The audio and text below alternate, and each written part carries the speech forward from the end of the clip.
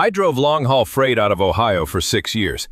Mattresses, appliances, produce that stank up the cab for a week. Nothing glamorous.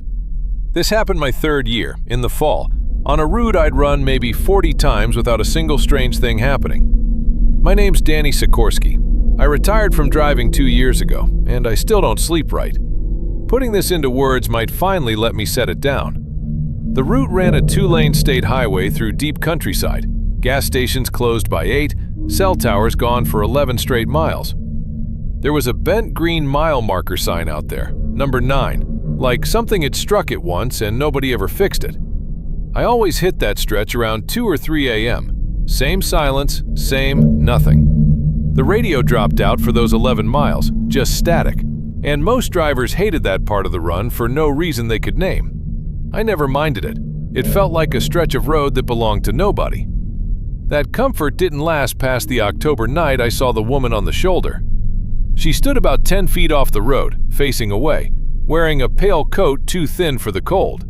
My headlights swept past her. I told myself it was a fence post catching the light wrong. Then I checked my mirror. She'd turned to face the truck. I hadn't slowed at all. I didn't stop. You don't stop for a lone figure at 3 in the morning. But I watched the mirror too long, and just before the dark took her, I swear she was running. Not toward the road, away from it, into the trees, faster than bare feet should move over broken ground.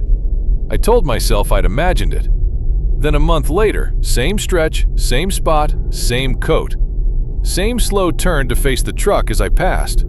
That time I called it in on the CB, mostly to hear a voice. An old trucker going by Whistle Pig answered. He didn't laugh. He didn't ask me to describe her twice. He just said, "Quiet, marker 9. Don't slow down for her, and don't look at her a 3rd time." Then he signed off, and I never raised him again in 3 more years on that route. Nobody at any truck stop had heard the handle Whistle Pig. 6 weeks later, deep December, ice on the shoulders, I came up on marker 9 and she wasn't off to the side this time. She was standing in my lane, directly in the path of 40,000 pounds of freight truck doing 61 miles an hour. I hit the brakes and looked at her dead on. No mirror between us, because you can't help but look at the thing that might kill you. She didn't have a face, not disfigured, just a shape where a face should be that my mind couldn't resolve, the way you can't look straight at the sun, except it was the opposite of light. The trailer fishtailed on the ice. I remember it swinging out behind me like a door off its hinges, and thinking, with total calm, that I was going to die out there and nobody would find me until dawn. Then the truck straightened. I still don't know how.